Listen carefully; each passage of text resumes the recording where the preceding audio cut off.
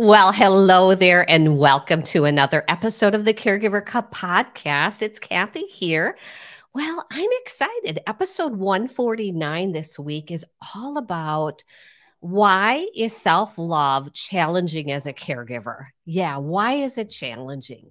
Today, we're going to dive into what's called the third part of self care. If you haven't listened to episode 148, or 147, you can go ahead and finish this episode and go back to those and listen to those. They're not meant to be in any order. You can listen to them at any different time, but there are four parts when it comes to self-care. And when I read this little statement here, it says self-care is truly personal.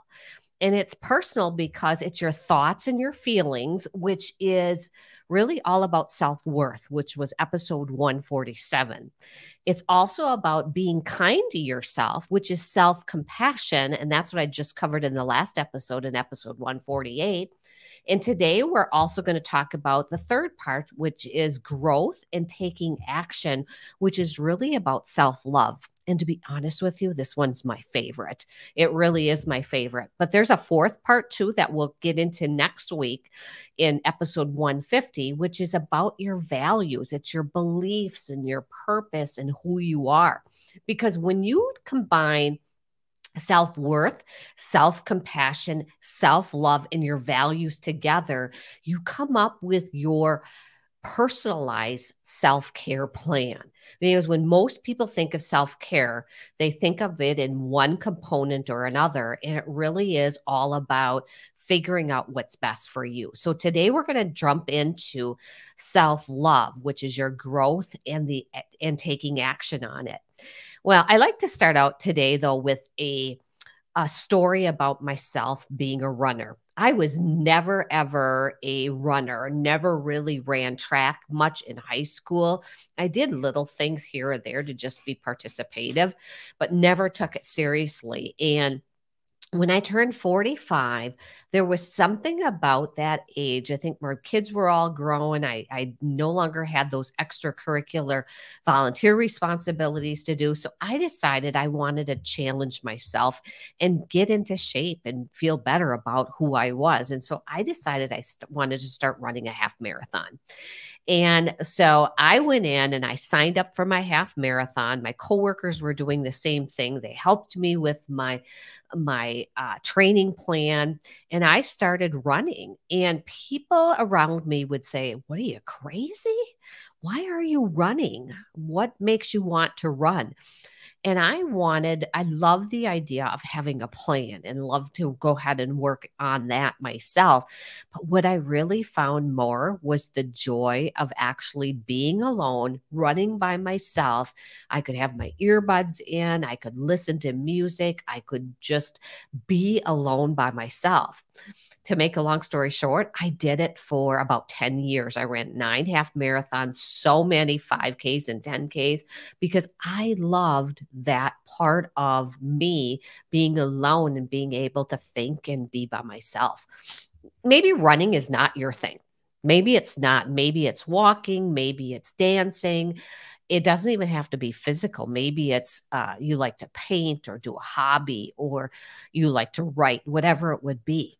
So today we're going to talk about what is self love? What is it? And before a person is able to practice it and practice self love, first we need to understand what it means and the meaning behind it. Well, if I looked up self love, it's a state of appreciation for yourself that grows from actions that support you physically, psychologically, and spiritually in your growth. That's why I love it so much, because you have to figure out what that growth is for you, and then you take action on it. Self love means having a higher regard for your own well being and your own happiness. But I know exactly what you're thinking. I know what you're thinking. How in the world can I go ahead and put myself first, love myself first, when I need to care for my loved one, right? It's really hard as a caregiver. And um, what I have here in my notes, it says it sure is, but it also means protecting yourself. And what I mean by that is caregiving, and it's kind of a pun on words because I just talked about running, but caregiving is a long process. It's a marathon, not a short sprint. Usually, our caregiving responsibilities are over time. Think about if you're caregiving for a loved one, that's your elderly parent or somebody that's in a chronic disease. It's not a short term fix, it's going to be here for a long time. And so you have to figure out a way to sustain your health and well being, your mental health, your physical health, your spiritual health, whatever it would be. So, yeah, you may not be able to have the same self-care that you had in the past or the same habits that you had in the past, and you're going to have to make choices and adjust things to go ahead and figure out what it is right now in this challenging season that you're in.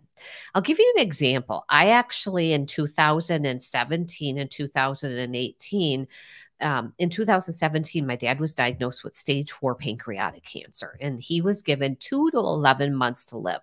And so I wanted to go ahead and be with my parents as much as I could, give my mom moral support, knowing that it was a terminal illness and my dad would no longer be here after a while, and his illness would get worse and worse and worse.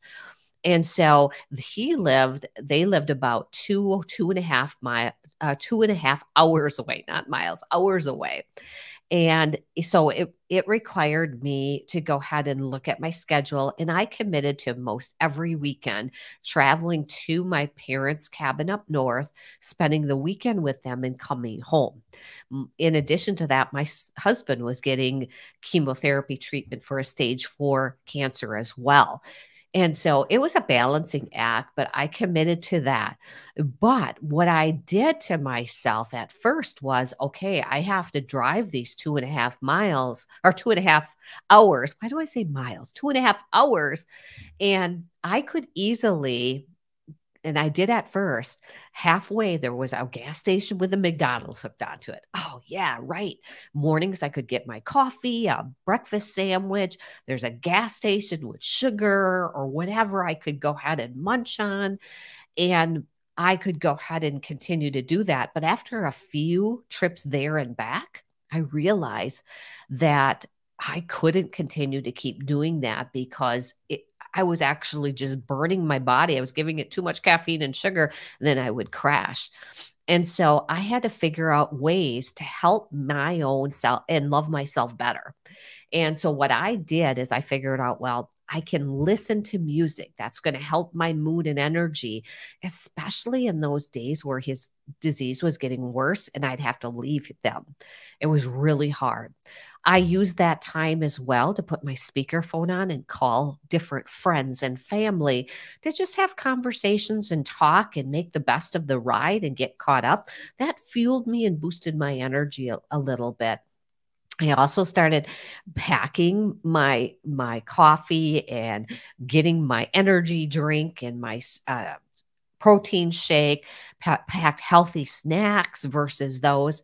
And I even, when I went that halfway point, I discovered there were picnic tables in the back. So I could go use the restroom, but then I could go sit on the picnic table a little bit and kind of take in the fresh air or go for a little walk around the tables so I could go ahead and get re-energized. And so, in difficult times, that's the only thing I could do at that point. And at least I made a decision to go ahead and change that a little bit for myself.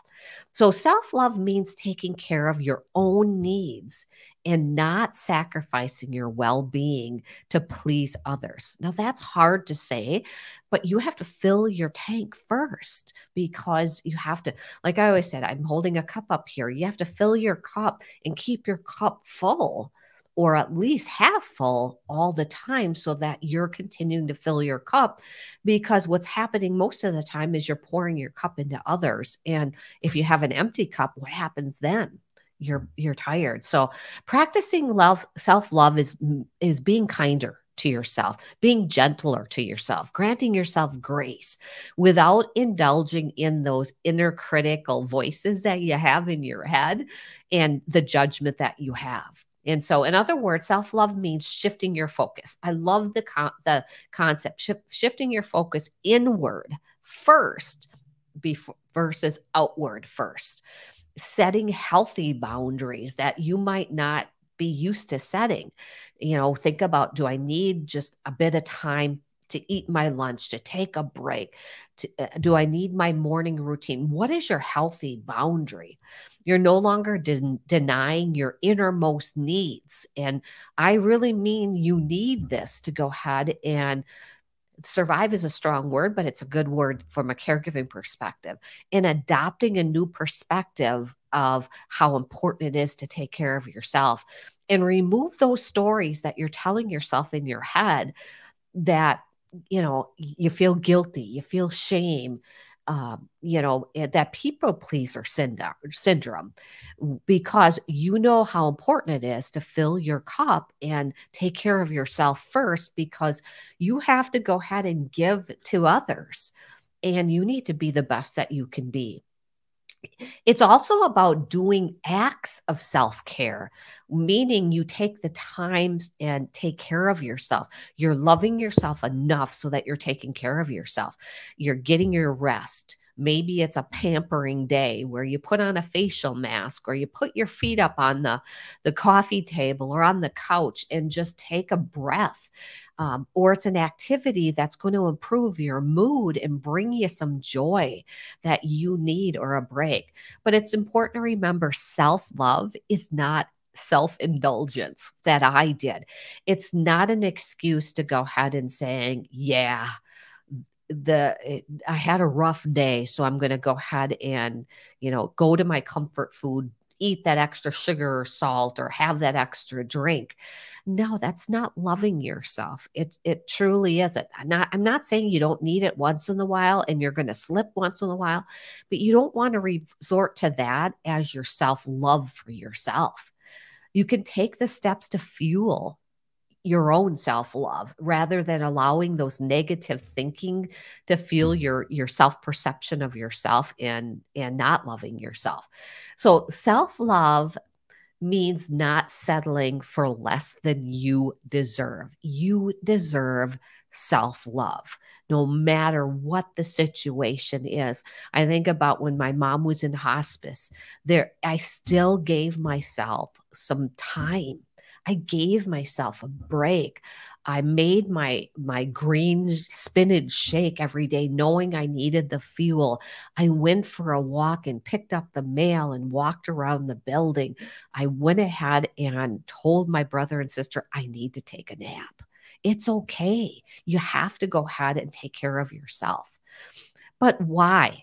Why is it so self-love so challenging as a caregiver? The story that comes to mind for me is when my mom first moved into her senior living apartment after my dad had passed. She lived with us for a little stint of time, and she realized she needed her own place where she could decorate and be herself, that sort of thing. But she was still a grieving widow and has never lived with herself, never. And so I would get calls every day because she would be lonely, or she didn't have somebody to talk to over a meal. And, when you live with she lived with my dad 57 years. And so this was a total shift for her to be by herself. And so I would, at the very beginning, go visit her pretty much every day, or she would ask me to come and hang something up in her apartment, or can you help me fill out this, or whatever it would be. It became way overwhelming for me because I was running back and forth, back and forth.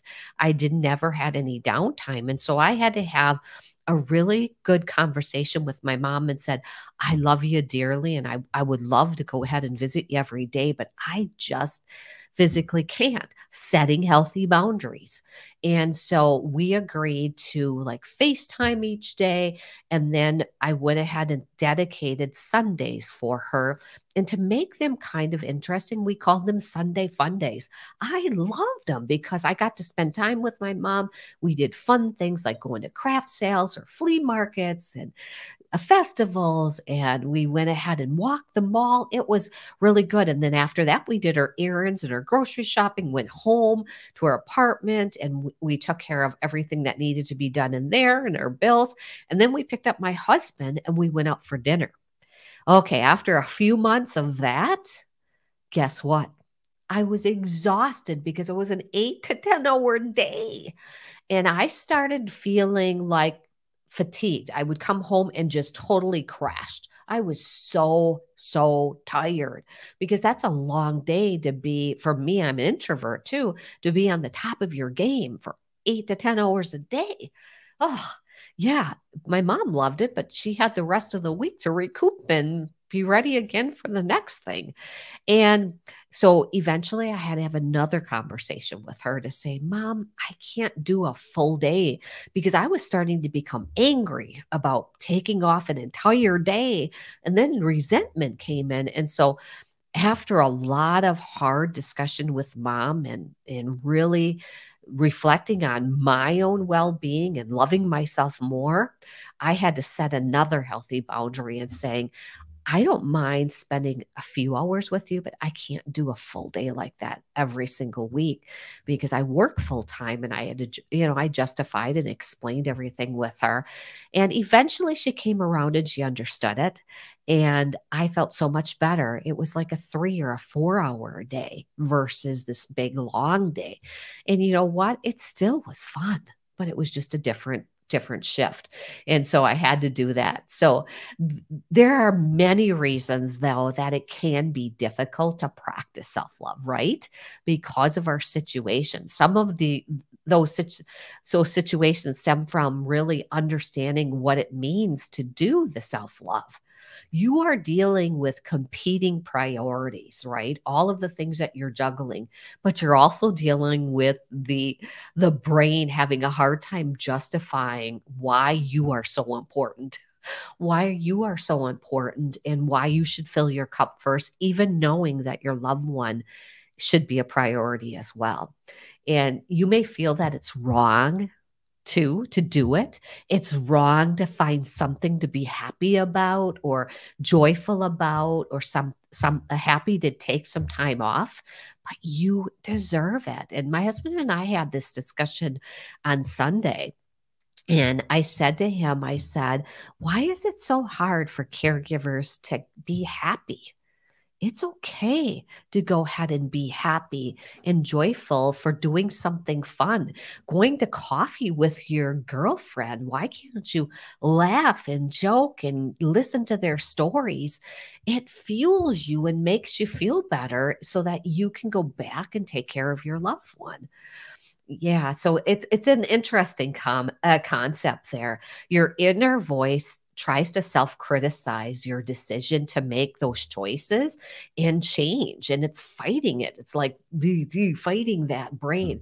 You want to show up with, you want to show up ideally with more energy and less fatigue, right? Or you want to show up with more joy and less anger. So why isn't self-love a priority for us?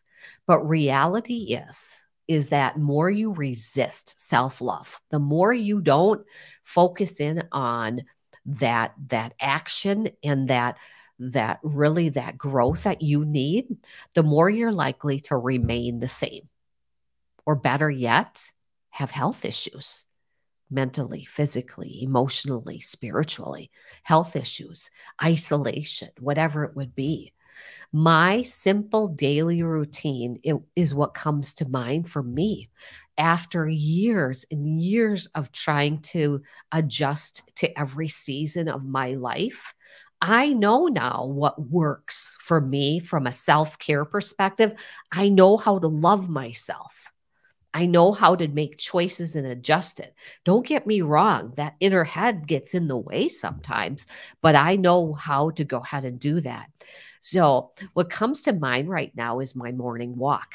I have two Labradors, Labrador retrievers that are both over 70 pounds. They need to walk every day. They just need that, especially the 1-year-old. I have a 9-year-old and a 1-year-old.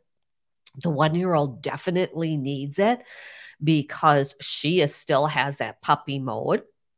But don't get me wrong, getting up in the morning, knowing that it's 20 degrees outside and I have to put on two pairs of socks, two pairs of pants, double layers from a shirt perspective, a big parka, a hat, my gloves or mittens, sometimes a scarf. I sometimes don't want to go for a walk. I could think of better things to do, but I know this 3-mile walk that I do, it takes less than an hour for me and it makes me feel better. And obviously, the dogs are happy too. It boosts my energy, it improves my mood. And there's so much science and neuroscience behind how the sunshine and the fresh air can help all of those endorphins and that depression and those negative feelings. And so I know when I don't do it, I know what my body needs and I can feel it when I don't do it.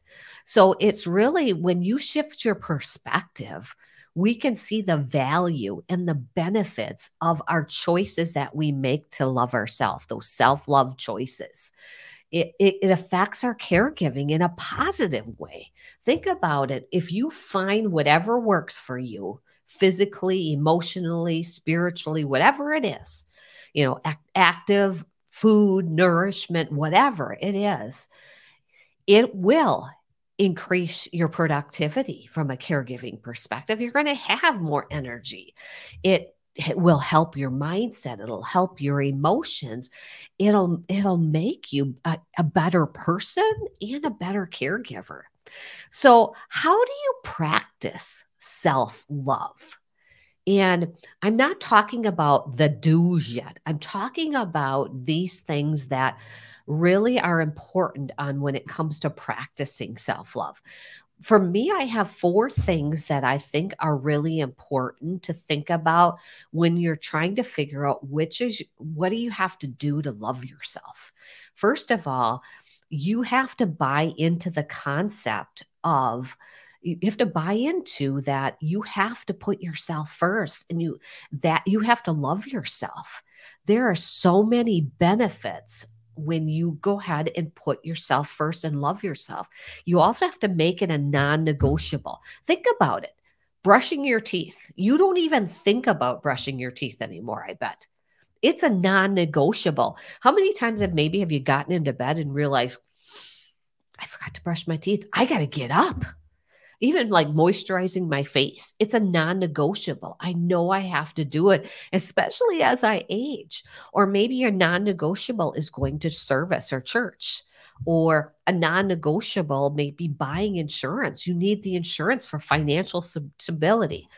Self-love is that same thing. So that's the first thing. You have to buy into it and you have to really make that choice that you are going to focus on your loving yourself. The second thing is once you do that and you start buying into it, you have to figure out what works and then make it a habit. And just like since we're talking about non-negotiables, you have to make it a habit. Make yourself a priority. Put yourself at the top of your schedule. You're not the bottom of your to-do list. You have to put yourself first. And there's such an important concept there. And if you want to use the fill your cup just a little bit every day, keep that cup filled, because eventually as women, we pour that cup to other people. And so you have to keep filling that cup. And as we're going to talk about, I'm going to take a drink of this cup. It's not something that you can't put yourself last, because what happens when you put yourself last? You're going to say, oh, well, I'll work out again tomorrow. Or, oh, well, I'm going to have this big piece of chocolate cake that I deserve, which maybe you do, but you didn't eat your dinner. I'll eat dinner tomorrow. Well, what's that going to do to your body? You're going to feel more and more sluggish. Think about this as Employers make a habit, or employers are mandated, I should say. They're mandated to go ahead and give their employees breaks, their hourly employees breaks. It's the law. And you have to go ahead and do it. They make that a priority. They write that into the schedule. Susie Q goes to lunch here. Johnny goes to lunch here. They rotate. Like I managed call center people. I managed a team of 28 people that were on the phones, and we had to go ahead and figure out the best possible schedule so that we wouldn't have we weren't short of coverage. So we had to do that. But we knew that it was a mandatory thing, but we saw that it was important. As a matter of fact, I would have discussions with my employees to say, you need to get away from your desk. Taking your half-hour break and sitting eating at your desk doesn't get you away. It doesn't refuel you. Go sit in the cafeteria or go sit out on the porch or whatever it would be. Another example that comes to mind is truck drivers. They can't drive without a break. There are mandates in place for them to go ahead and record their road time and take off a certain break of time so that their safety and security and health are being monitored. Another thing that you want to think about on how to practice self-love is find what works for you. What works for you might be different that works for me, right? For the season that you're in, it might be different than next season, that sort of thing. You may have to try things, and if they work, embrace it. If they don't, try something else and ease into it slowly. You can't go ahead and saying, I'm going to go ahead and each morning I'm going to get up and do my workout video, and I'm going to take my shower, and I'm going to journal, and I'm going to go ahead and do this, this, this, and this. If you give yourself 5 or 6 things to do, you're setting yourself up for failure. Do one little thing at a time and try it for a week. And if you want to add another little thing, you tried it for another week, you're going to feel so good about yourself. You're starting to add things to your plate. The whole purpose of self-love is to take care of yourself and really focus on that. Another thing that we talked about already is identifying what your healthy boundaries are. There's no crossing over those healthy boundaries. You know what you need to do. You identify them and then start setting those healthy boundaries. If it's sleep, I need X amount of sleep. And so I need to figure out how I can get those X amount of sleep. Or I need, like for my mom, I couldn't do the 8 to 10 hour a day. I had to identify that I needed some time in the morning and I needed some time in the evening, because in the past, I would come home at 5 or 6 o'clock at night, but I would be too exhausted to even plan for my week. And then I was one step behind for the whole week, or sick later in the week because I was pushing too hard. You have to go ahead and identify it, and then set your healthy boundaries, communicate it with your loved one, and then start committing to it and seeing the benefits so that you can be your best self. So those are my 4. How to practice self-care. You have to buy into it. You have to make it a habit. You have to go ahead and find what works for you.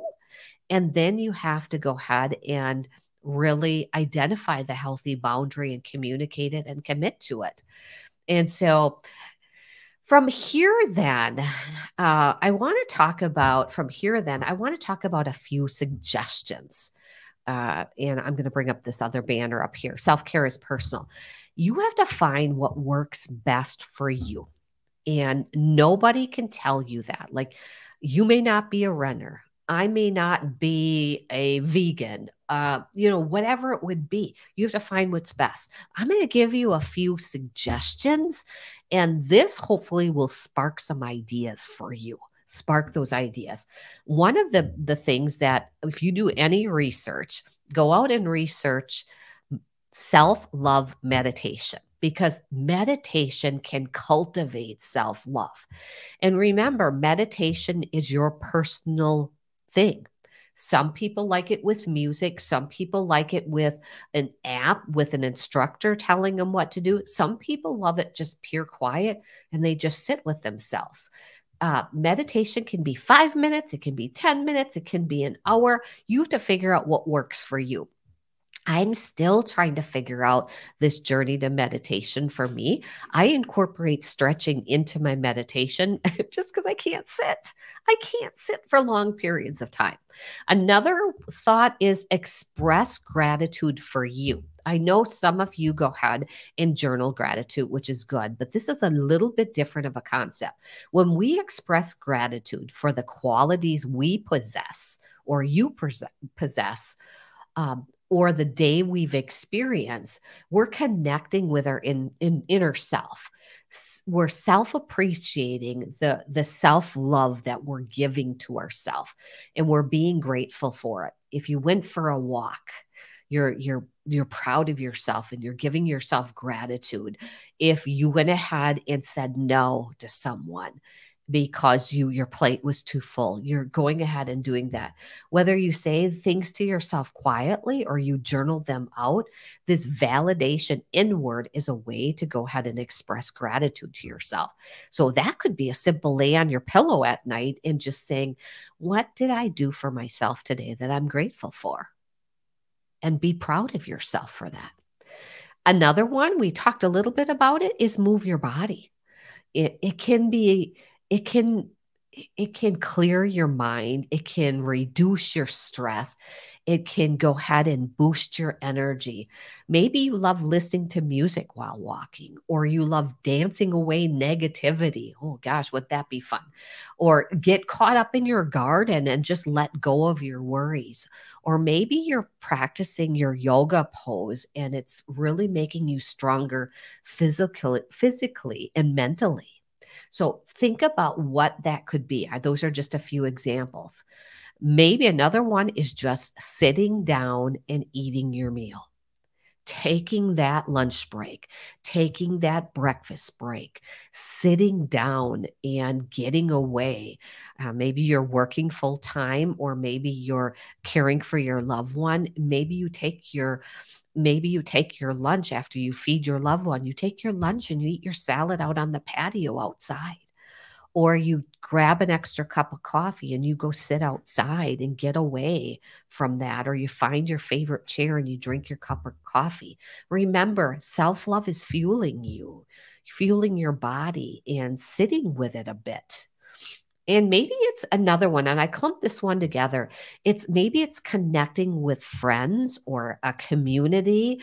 Maybe it's asking for help because you don't want to do this alone. When you give yourself support, when you ask for help, you are giving yourself the best self-love it needs. I think about I have the Caregiver Cup Circle, and by the way, it opens up again next week, the last week of the month.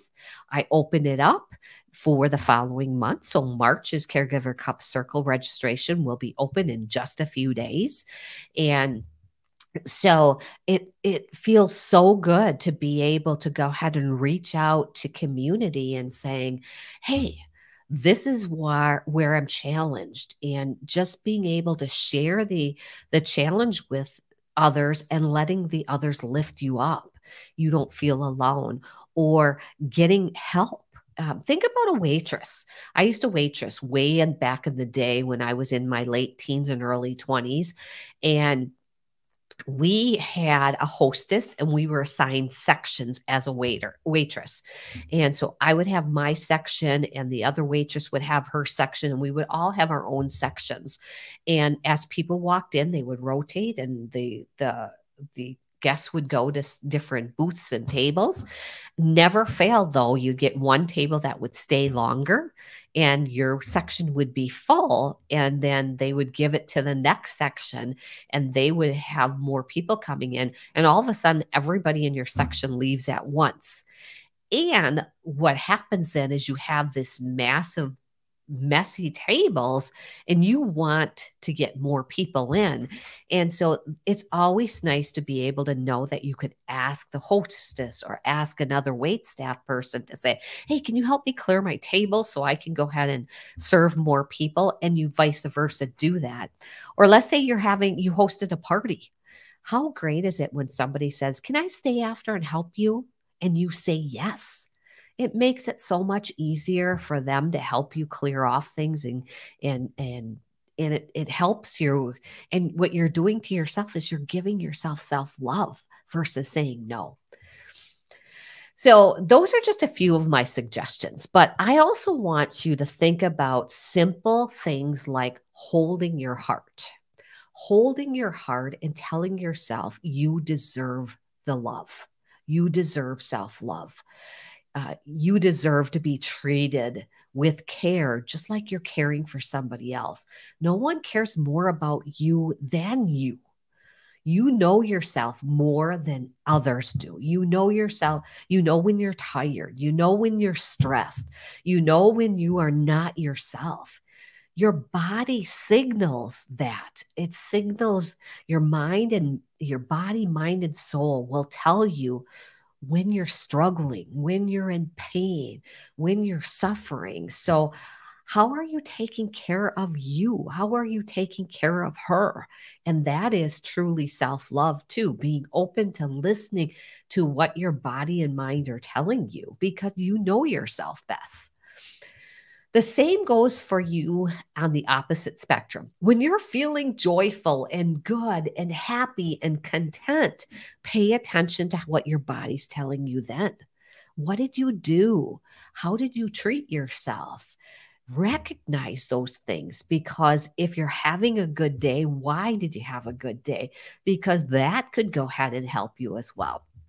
So I just have a couple comments before we close today, and I hope you found the self-love piece really important, because I feel like this is one of the most important pieces, because it's the growth that you have to take to get to the action of self-care.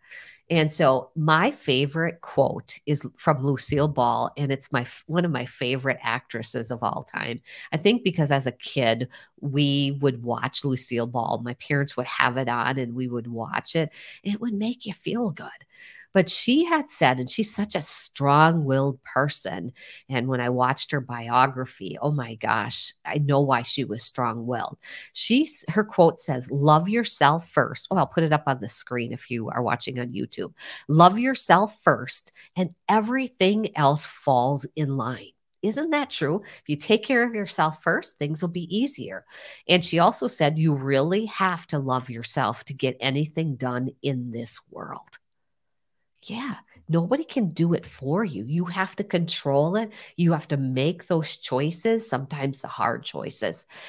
So caregiving can be hard, but you know what? When you love yourself, it makes it so much easier. When your emotions are better, when your body feels better, you can do it. So listen. My charge for you this week is to listen to your body. Listen to what it's telling you in the good times and the hard times, and recognize when you need to love yourself a little bit more, and appreciate the fact that you're doing that, because like I said before, caregiving is a marathon, not a sprint. And you have to sustain it. To be the best caregiver that you can be, it starts by loving yourself first. Have a good rest of the week. And thank you for listening to the Caregiver Cup podcast. Bye for now.